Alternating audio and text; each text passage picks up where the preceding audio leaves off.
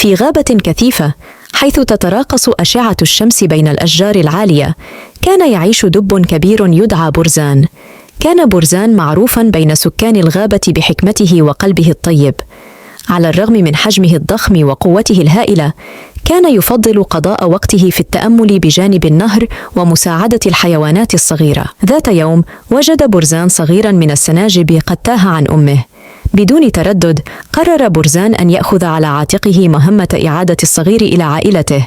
خلال رحلتهما واجه العديد من المغامرات والتحديات، من تسلق الجبال الشاهقة إلى عبور الأنهار الجارفة.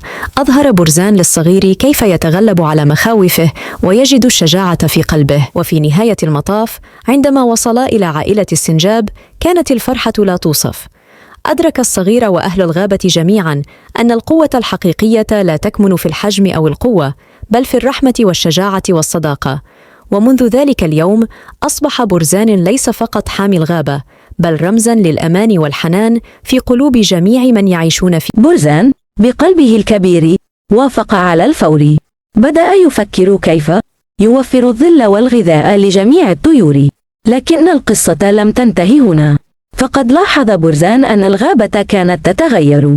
كانت الأشجار أصبحت قليلة، والأنهار تجف، والحيوانات تفقد مواطنها. أدرك أنه يجب عليه أن يفعل شيئا لحماية بيتهم الكبير. جمع برزان حيوانات الغابة وشرح لهم الوضع. قال لهم: يجب أن نعمل معا لحماية غابتنا.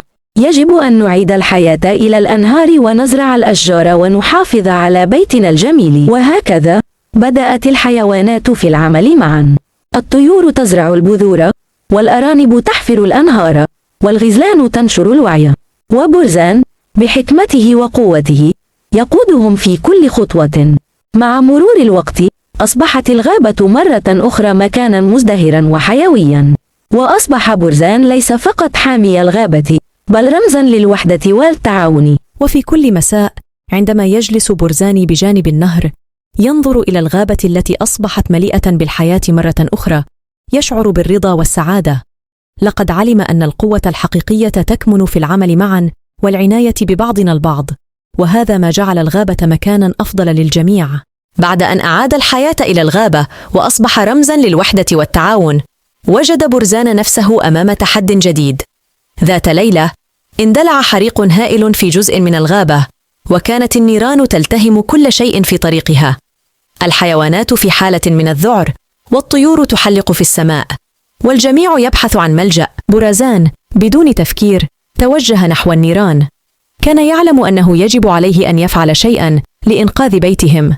بقوته الهائلة بدأ في إزاحة الأشجار المحترقة وخلق ممرات آمنة للحيوانات للهروب.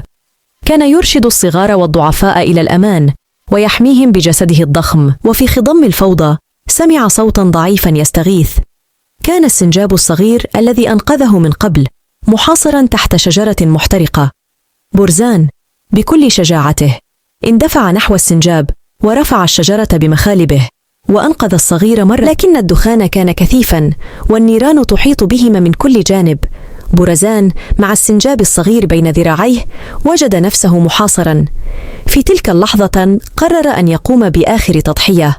دفع السنجاب بعيدا نحو الأمان ووقف في وجه النيران مستخدما جسده لحماية الغابة التي أحبها. وعندما هدأت النيران وجدت الحيوانات برزان مستلقيا على الأرض محاطا بدائرة من الأرض السوداء التي حماها من النيران.